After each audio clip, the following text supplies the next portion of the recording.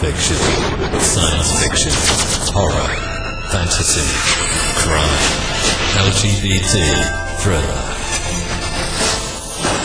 You have now entered the House of Mystery. Welcome back into the House of Mystery. I'm Al Warren. Got Mr. Joe Goldberg on the road doing his cameo. Grandpa Joe. I'm Grandpa Joe today. It's caught me on the way to Kokomo. I set up my station here in the back bedroom. Hopefully the grandkids and the dog won't make too much noise here for Richard. They know better than to interrupt such an important person. Oh, yeah, that's when they'll do it. Exactly. I know. I'm sweating bullets here. Pillows under the door and added rooms, but today I'm Grandpa Joe. Yeah, Grandpa Joe. Well, that's actually good. It's better than the other names we've had for you. I thought you were going to call me Smoker Joe. I just smoked a brisket yesterday. Yeah. It wasn't a very good one, by the way. I'm out of practice.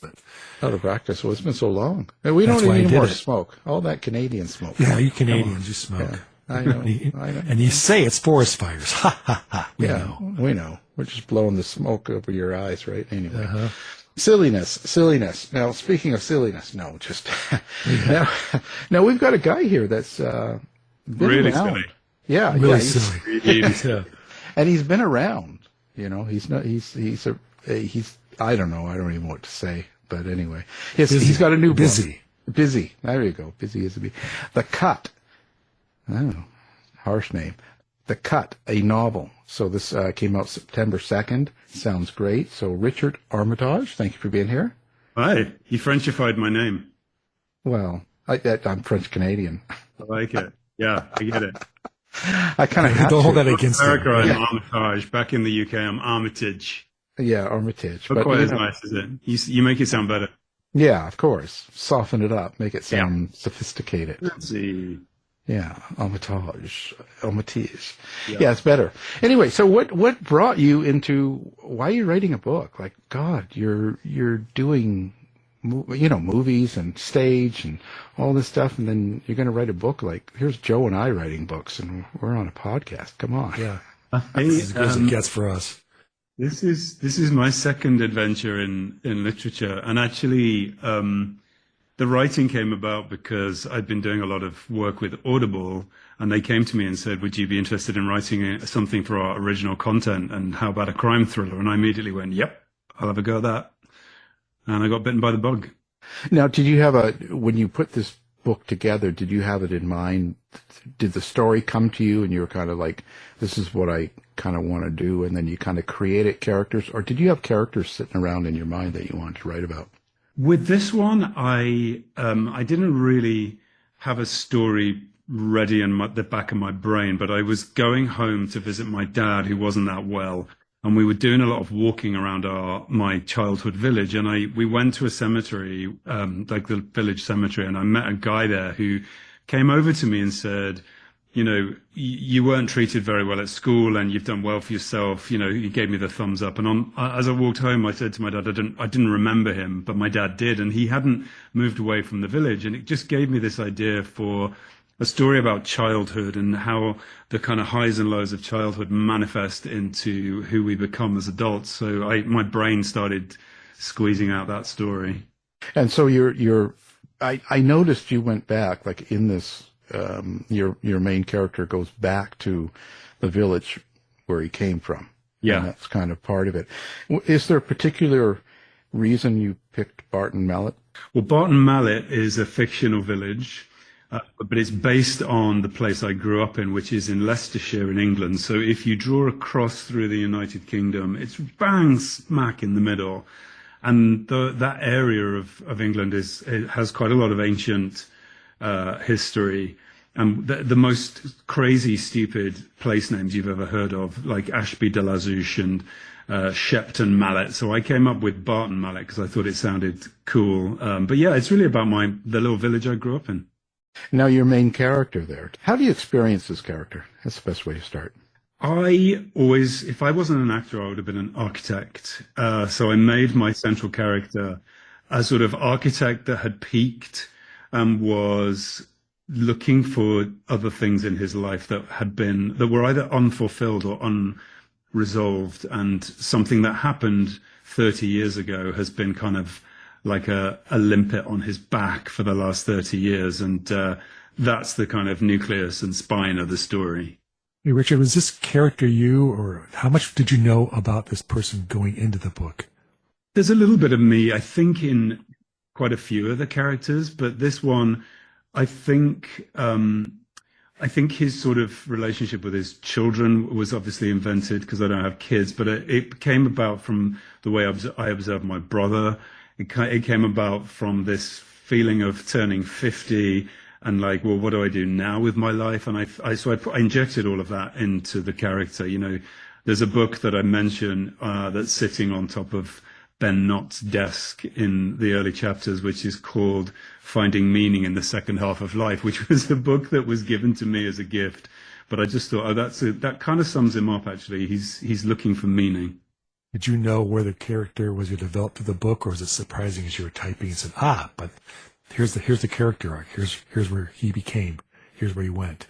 Yeah, I thought he was going to be quite a black and white character in terms of whether he was a heroic character or a villain. But actually he surprised me, because what I started to do when I tracked back in his life 30 years, I started to realize that the reason, I'm trying not to spoil the plot, but the reason that he behaved in the way that he did was because behind closed doors as a kid, he was nursing a dying parent and a single parent. So effectively when his father passed away, he would be an orphan. And there's little bits of that I related to also.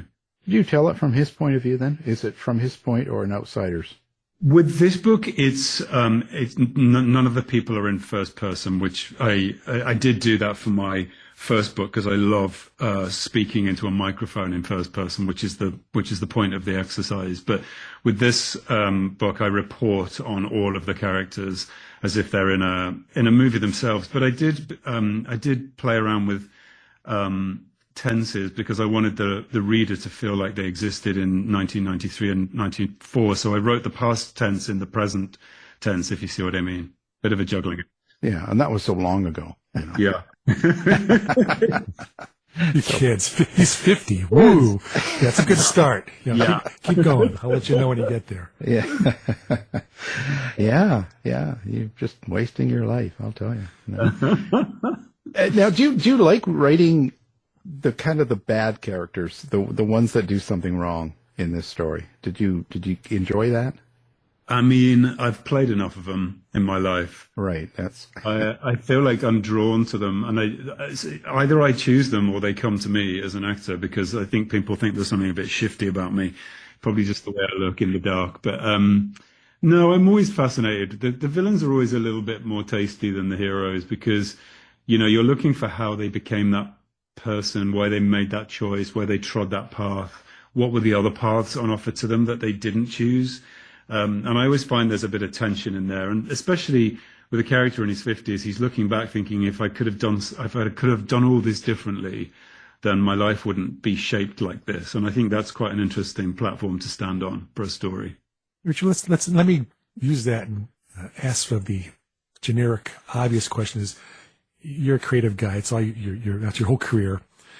What's the connective tissue between acting and writing and voicing? What is that thing that holds it all together, that you can take from one to the other?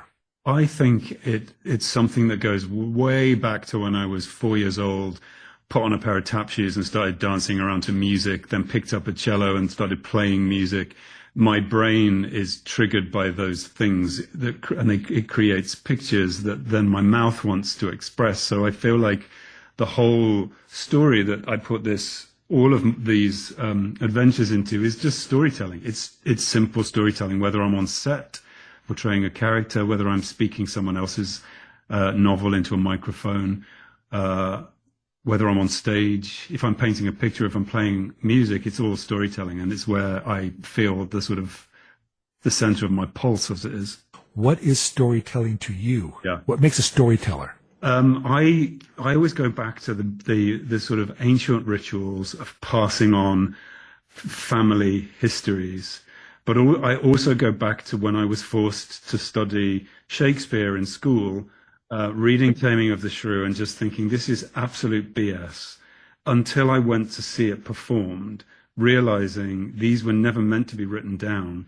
This was always meant to be spoken out loud. And I still hold to that fact of, the live arts are there to be experienced in real time. And literature has always, I've always had a sort of love-hate relationship with it. It's always felt a bit like homework. You have to read a book for school, but then when I've been drawn into a story and hooked, it's been some of the best adventures of my life. And actually, my love of The Hobbit turned into the job of a lifetime for me. So storytelling to me is about exchanging between humans and sort of triggering empathy and connections. I would imagine a lot of your stage work or acting, you put that transfers into the writing, like that goes into your writing as well. Definitely. And I think, aside from the work that I've been privileged enough to perform, even the studying in my drama training, I was exposed to all of the classic playwrights, and I sort of picked up on the ones that I really, really responded to. So Pinter has been a big influence on me. David Mamet has been a big influence on me. Those kind of writers that create incredible dialogue with loaded subtext. So I really, really enjoy that and enjoy writing it as well. I was going to say, okay, you talk about storytelling and doing the story and that. Yeah. I kind of look into it as like, is there something you want to tell people? Is there, as in a subtext? Is there a meaning? Is there something besides just entertaining people and taking them through this journey? Is there something deeper? Yeah, and I've always done it with roles that I've chosen. I feel like there's a point of expression when you're inside the creation of the writer, and you realize, there's a window here for me to deliver something that I believe in or scratch an itch that I have. And even more so with writing, you can deliver, I can deliver some of my philosophy that I believe in. I can kind of punch back at some of the things I haven't enjoyed in life and relationships. And, but I don't like it to be too on the nose. It needs to be well buried, but I know that it's there. I mean, Geneva, my first book, was really about a gaslit relationship, which I was writing about from my own experience. What do you get out of this?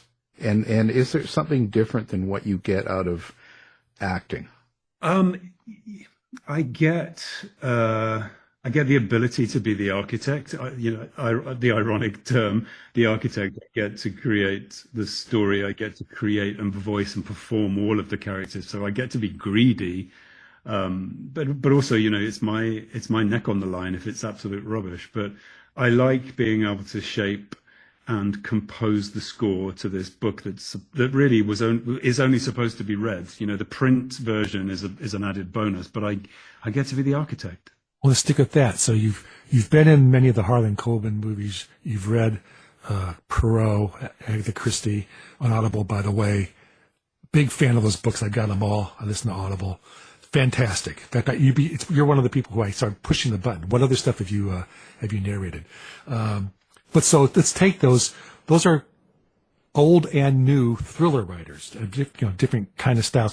What pieces do you grab from that? Maybe what kind of education did you get from them to put into your book? Honestly, everything I've ever read, I've learned something from, whether it's a modern crime writer like Lisa Jewell or David Copperfield by Charles Dickens, to Marcus Aurelius' Meditations. It doesn't get more ancient than that. And I've had access to all of these things in performance, and I've learned just about what it does to me, what it makes me feel, how I'm triggered when I'm reading it. And so the goal really when I'm writing is to make the listener and then the reader feel something, not think something.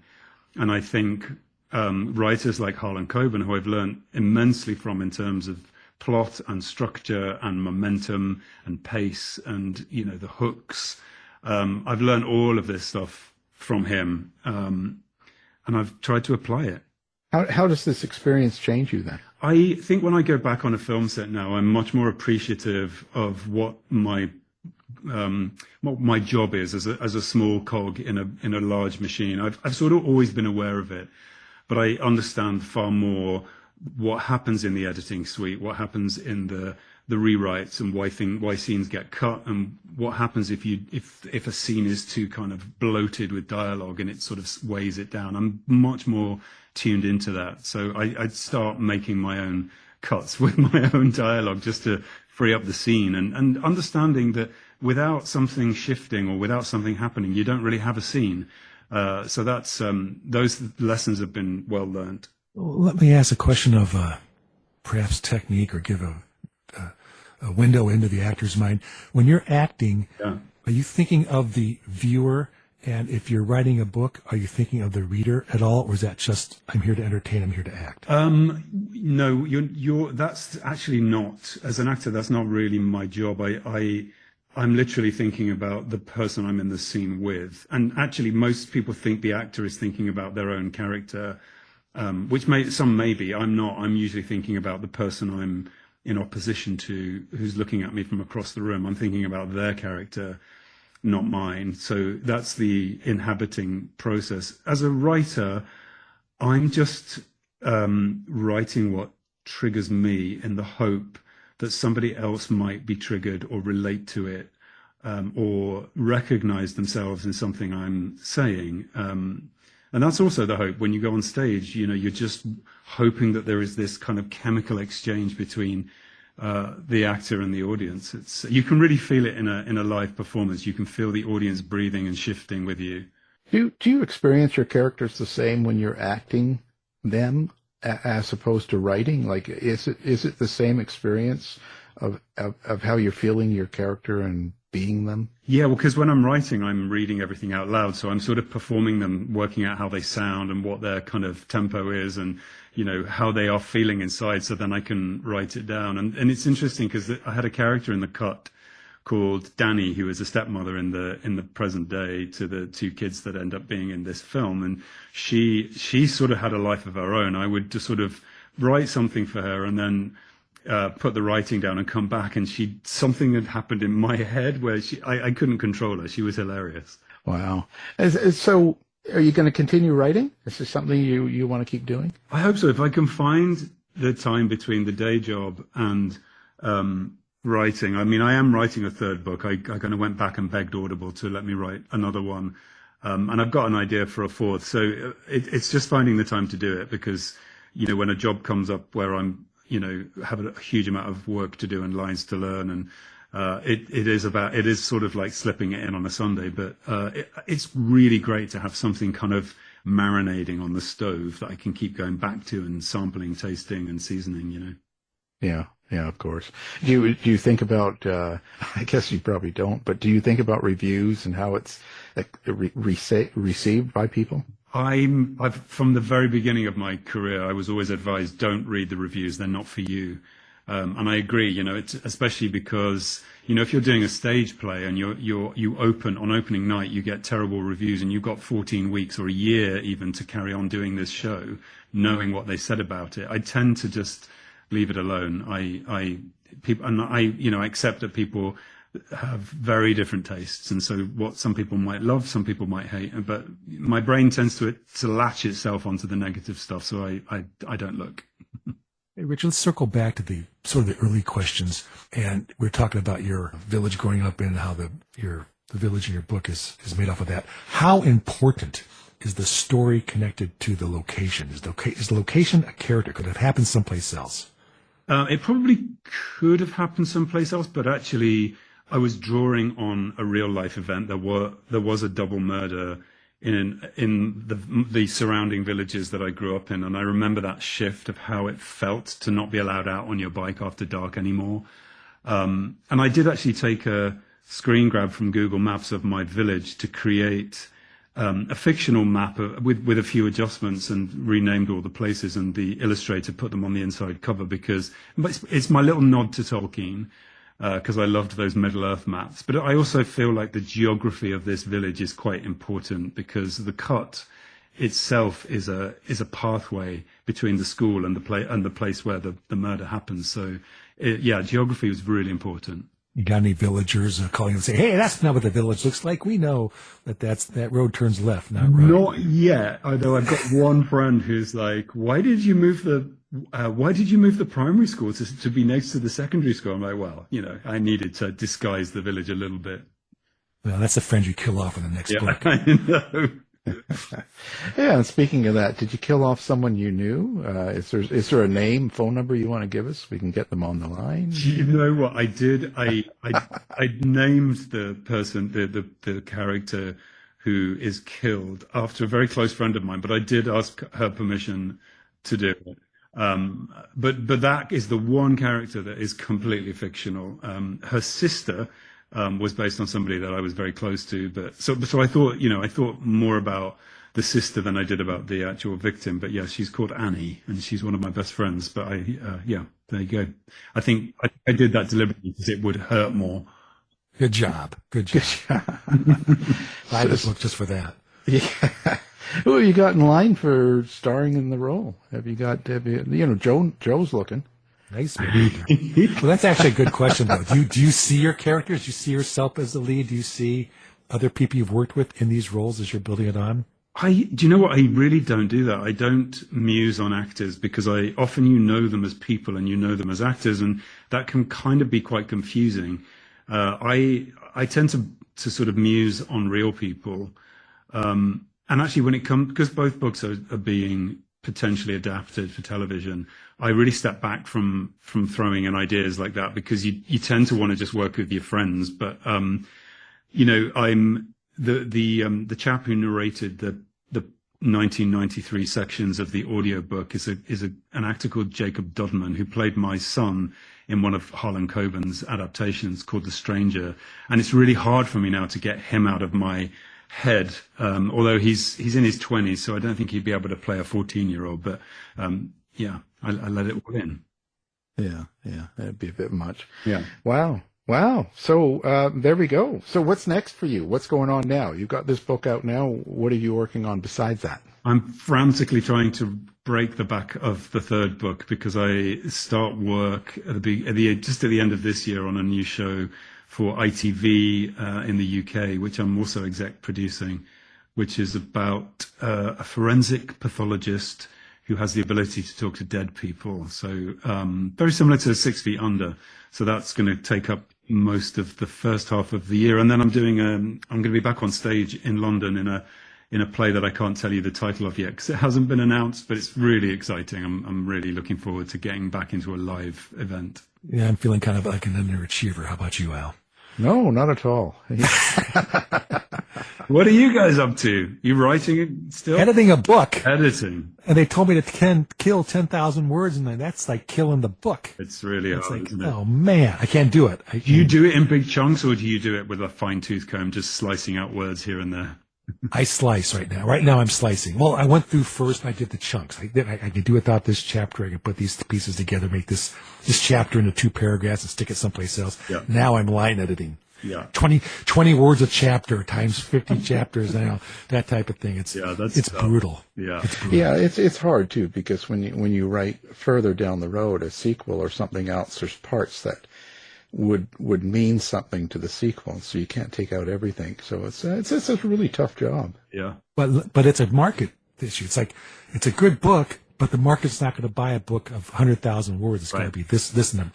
Did you run across that at all in your writing? It's a different business model. Yeah, you know what? I didn't even realize that the second book is longer than the first. I thought I'd written the same format, but actually for the third book, Audible have said they want something slightly shorter, which I just think, am I shortchanging the audience? But I said to them, look, I'm going to write the story that comes out, and then we'll just find a way to abridge it. But yeah, the editing, I do kind of love the editing. I got quite affronted at first when my editor would cut huge chunks and I'd pull them back and then realize she was absolutely right. And something really frees up when you cut the flab off the bone, it becomes very muscular. Oh, there you go. See, Joe? Take that lesson now. Get back in that gym. He's telling you to go to the gym. I always say, got to put the book into the gym. Yeah, it's good. Give us some shots of Wegovy. Exactly. Oh, that's terrible. An awfulness. Well, anyway, I was, the violent part of it, but do you find yourself trying to tone down any violence or aggression in the book because of the way the world perceives things now? I've always felt this, especially with my own work on screen as well, that I'm very careful to calibrate violence so that if you're gonna perform violence, you should really feel how painful those punches are. I don't believe in people getting shot and standing back up, like superheroes. I think, there's a responsibility there. And similarly with writing, there was probably a little bit more sexual violence in an earlier draft of this book, but because it was being performed by a 14-year-old, we decided to just sort of soften the edges of it a little bit. And also some racism that I had to pull back on because even though it was a real life experience, we did have to just, shave some of the edges off of that. Yeah. I think a lot of times you don't realize until you're doing something in the past, even the 90s. I've been doing stuff in the 60s. And man, the difference in the way people, what was acceptable behavior and attitudes compared to now, it's quite different. Yeah. And I guess it just slowly changes and you don't realize until you take a hard look back and it's like, wow. Holy cow. And it was interesting trying to sort of negotiate with an editor about this is what was actually said, and she would say, but we can't really print that because it looks like an endorsement of the word, and so I was like, well, okay, we'll just soften it a little bit. Yeah, that's why I ask. It's a tough thing to get around now, Anyway, so now listen, are you open for social media and website and all that stuff for fans and listeners to find you on? Yeah, absolutely. And where do they find you? What's your website there? I am on. You don't know it. Where the hell am I? I am at RC Armitage on X. I am on Instagram at Richard C. Armitage, I think. I think I'm on Blue Sky. I forget. I'm definitely not on Facebook. You're not on Facebook? Oh, no. He's only 50. I missed that and I don't regret it. I think I had TikTok for a while, but I get very lazy and then just post a picture of a mince pie at Christmas time. Yeah. Well, yeah, it's kind of one of those things. Yeah. Yeah, it's like, I've got no time to write the book. I've zero time to do social media. Oh, I know. Yeah. Well, there we go. Well, we appreciate you being here, and we'll have your website up, of course, your book. Everyone should pick it up. It's called The Cut. It's a novel, and it's Richard Armitage. Thank you for being here. Now. Thanks for having me. This has been a production of the House of Mystery Radio Show. To find out more about our show, guests, or hosts, go to our website at houseofmysteryradio.com.